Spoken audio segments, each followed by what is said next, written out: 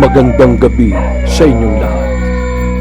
Ako si Kabanong, ang inyong tagapagsalaysay ng mga kwento ng mga misteryo at kababalaghan, mga kwento ng mga multo at aswang, mga maligno at mga kakaibang pangyayari at mga nilalang.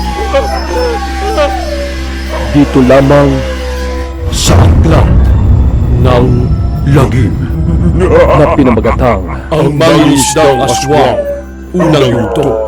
Mga totoong kwento ng lagim ni Kabano.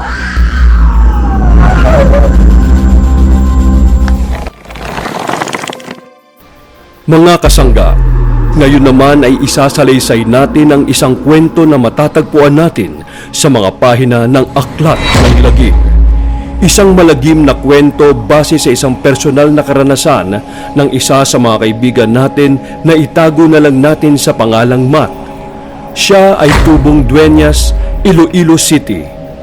Ayon sa kanya, mali daw ang balitang ang bayan ng Capiz ang lugar na pinamumugaran ng mga aswang.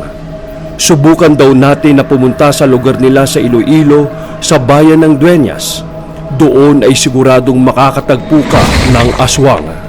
Ngunit bago tayo magpatuloy, ipapaalala ko lang na ako ay gumagawa ng mga random shoutout sa mga bagong subscribers ng Aklat ng Lagim ni Kabanong. Lahat sila ay babanggitin ko mamaya sa video na ito. Kaya kung ako sa inyo ay mag-subscribe na kayo ngayon na at pindutin nyo na rin ang join button sa tabi ng subscribe button para maging lubos kayong kasangga ni Kabanong at magkamit ng mga special perks mula sa akin. At ngayon, sa ating pagpapatuloy, isang mangingisda si Matt sa bayan ng Dueñas. Nagsimula siyang maging mangingisda sa edad na 12 anyos. Isinasama na siya ng kanyang ama sa pagingisda. Bilang siya ang nag-iisang anak na lalaki sa pamilya nila. Patay na ang ina ni Matt. Mayroon siyang 3 kapatid na babae, ngunit mga bata pa. Nang humantong siya sa edad 19, habang ang kanyang ama ay pumalaot mag-isa sa dagat, naiwan siya sa bahay upang magbantay sa bunso niyang kapatid na may malubhang karamdaman. Doon nagulantang ang kanyang buhay nang may naghatid ng isang nakagigimbal na balita sa kanila. Matt! Matt! Ang tatay mo! Nakitang mukukang dibdib sa loob ng bangka niya! Mukhang nadali siya ng aswang kagabi! Bakit ba naman kasi ang lakas ng loob mangisda ng nag-iisi? Dali! Punta mo ng tatay mo ron! Dali-daling pumunta si Matt sa pangpang at naabutan pa niya ang kanyang ama na pinalilibutan ng mga usiserong mga kapitbahay nila. Ay, grabe naman. Halos wala nang natira sa laman loob ni Kabisting. Parami na ng parami ang nagiging biktima ng mga aswang na yan. Diba rami na sila dito sa bayan natin? Nababalitaan ni Matt ang tungkol sa mga aswang sa bayan nila. Ngunit wala pa siyang personal na karanasan dito. Ni hindi pa siya nakakakita ni isa man sa mga ito. Kaya hindi nga siya naniniwalang totoo ang mga aswang. Ngunit sa nangyari sa kanyang ama, walang sino mang tao ang makagagawa ng ganitong karumal-dumal na bagay. Humahagulgol na nilapitan ni Matt ang kanyang ama. Itay! Itay! Sino may gawa sa inyo nito?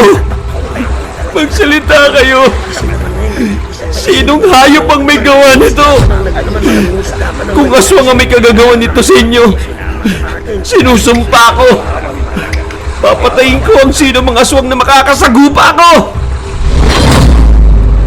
Tanging si Lolo Impu na lang ang kasama sa buhay ni Matt. At mula nang mamatay ang kanyang ama, kay Lolo Impu muna siya nanirahan kasama ng mga kapatid niya. Si Lolo Impu ang albularyo ng kanilang baryo. Kung karanasan lang tungkol sa mga aswang ang pag-uusapan, si Lolo Impu na ang isa sa may pinakamaraming karanasan dito. Alam mo, Matt, dito na yata sa atin ang may pinakamaraming aswang na makikita mo.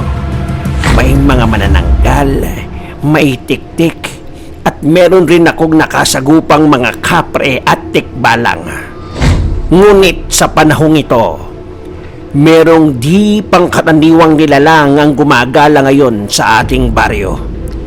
Isang napakalaking halimaw na pinaghalong isang asong ulol at tikbalang, at ito'y may napakalaking pakpak ng paniki. Kaya ito ay nakakalipad. Nilaalamon ng aswang na ito ang mga lamang loob ng mga kalalakihang mga biktima niya. Ngunit umiira lang kanyang pagkatikbalang. Pag babae ang kanyang nagiging biktima, ginagahasan niya muna ito bago niya ito lamunin, at pinapalitan niya ng puno ng saging ang katawan ng kanyang mga nabibiktima upang di ito hanapin ng mga kamag-anak. Ngunit para makita kung katawan nga ng namayapa ang nasa loob ng ataol, huwag idaan sa pinto ang bangkay pag ilalabas na ito.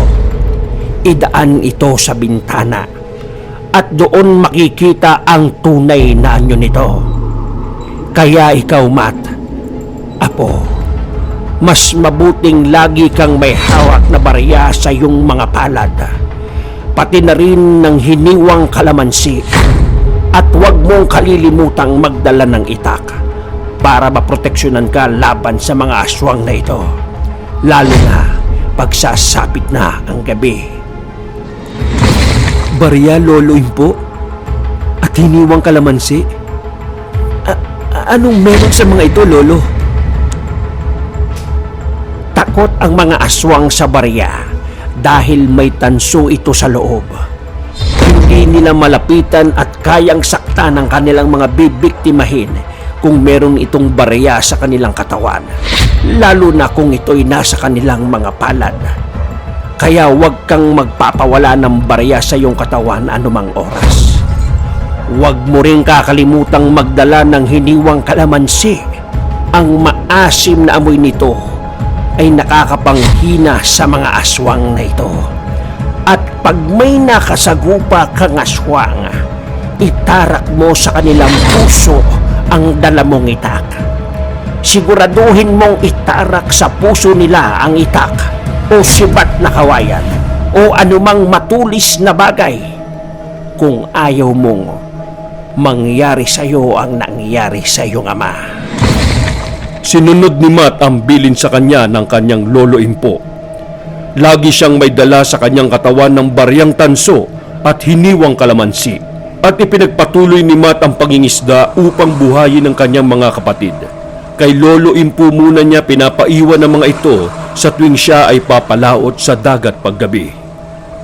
Habang naglalakad siya papunta sa kanyang kaibigang si Rod, na siyang kababata niya at kasakasama na niya sa pangingisda ngayon, ay nakasalubong niya ang grupo ng mga kalalakihan na rumoronda paggabi sa kanilang baryo. Mga kasama, talasan ang mga mata ninyo at makiramdam kayo. Pag may nakita kayong kakaibang nilalang, itakin nyo kaagad at itarak nyo ang inyong mga sibat sa kanilang puso. Basta huwag kayong hihiwalay. Hanggat maaari ay huwag kayong lalakad na mag-isa para may katulong kayong lumaban sa aswang. Oo, tama. Sige, tayo na mga kasama. Ikutin natin yung sa bandang dulo. Tara! Dahil sa mga rumorondang kalalakihan ng baryo, nabawasan ang pagsalakay ng mga aswang sa lugar nila. Ano, Rod? Bakit hindi ka sumama sa mga rumorondang yan? Bala ko sanang sumama sa kanila kahit minsan sa isang linggo. Ay, nako. Hayaan mo na sila. Hindi ko ibubuwis ang buhay ko sa mga kalukuhan nila. Isa pa, hindi naman ako naniniwala sa mga aswang eh. Pasensya ka na talaga, Matt, ha? Pero sa tingin ko, ang nangyari sa tatay mo, kagagawan lang ng isang tao na walang puso at kaluluwa. Baka may matinding galit lang sa tatay mo. Baka may matinding inggit. Madalas kasi, napakarami yung huling isda. Kaya madaming naiinggit sa inyo. Kaya siguro ganun na lang ang inggit sa kanya, kaya siya pinatay. Pero kung aswang ang may gawa nito, Hindi ako naniniwala. At hindi totoo yun. Bagamat kasabayang lumaki ni Rod si Matt, mas matanda siya ng 6 na taon. 25 na siya at nakapagtatakang nag-iisa lang siya sa buhay. Walang asawa, walang kamag-anak, walang pamilya. Madalas si Rod ang kasama ni Matt sa pangingisda paggabi. Tulad ng sinasabi ng nakararami, huwag aalis mag-isa ng bahay. Kaya naman sila ni Rod ang magkasama gabi-gabi sa pangingisda. Ngunit madalas, lumalayo si Rod sa kanya sa laot para daw mas marami ang mahuli nilang isda kaysa magkadikit ang kanilang mga bangka. Nakikita na lang sila pag malapit ng mag-umaga. Ngunit isang gabi, nang sila ay pumalaot, nang mag-uumaga na, napansin ni Matt na walang tao sa bangka ni Rod. Nag-alala siya kung anong nangyari kay Rod. Rod! Rod! Nasaan ka? Anong nangyari sa'yo? Rod! Maya-maya pa, ay may malakas na hangin na dumaan sa kanyang likod. Paglingon niya sa bangka ni Rod, nandun siya at nakahiga lang pala ito. Hoy, ano ka ba? Natutulog ang tao, sigaw ka ng sigaw dyan. Kanina kasi, nakita ko yung bangka mo. Wala ka dyan. Akala ko kung ano na nangyari sa'yo. Nakahiga ka lang pala dyan. Akala ko kinain ka na ng aswang eh. Ayan ka na naman dyan sa aswang na yan eh.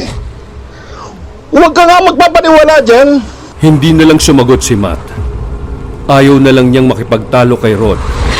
Pero isip-isip niya, kaya naman pala madalas walang huling isda si Rod tuwing mangingisda sila, ay puro tulog lang pala ang ginagawa nito.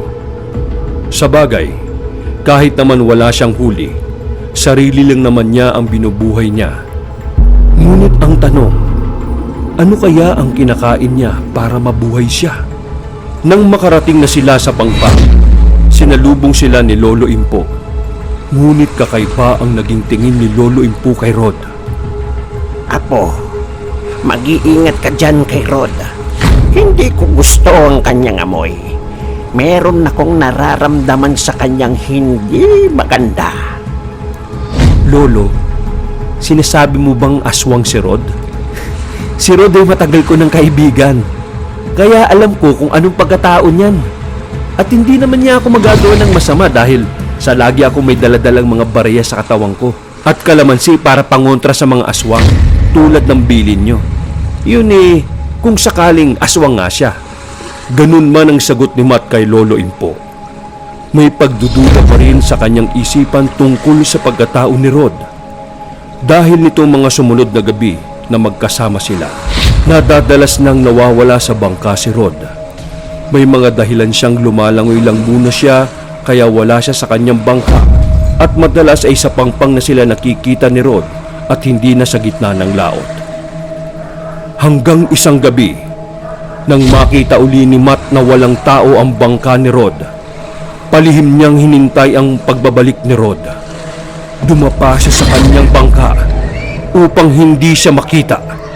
At maya-maya pa, may malakas na hangin na namang dumaan sa kanyang likod. Hangin na dati na niyang naramdaman nung una niyang hinanap si Rod sa bangka niya. Humigpit ang kapit ng kamay niya sa hawak ng ita. At doon niya nakita ang isang napakalaking lumilipad na aswang. Isang halimaw na lumapag sa bangka ni Rod. Dali-dali siyang nagsagwan papalapit sa bangka ni Rod. Ito na ang pagkakataong hinihintay niya, ang makapatay ng isang aswang upang maipagiganti niya ang pagkamatay ng kanyang ama sa kamay ng aswang. Papalapit na siya sa bangka ni Rod. Lumalakas na ang kabog ng kanyang dibdib. Nang uundayan na niya ng taga ang aswang, ay bigla itong humarap sa kanya. Ano kaya ang nangyari kay Matt? Naunahan kaya siyang patayin ng aswang? Nasaan si Rod? Kinain na rin ba siya ng aswang na ito? Sundan natin sa ikalawang yugto ang karugtong ng kwentong ito mula sa pahina ng Aklat ng Lagim.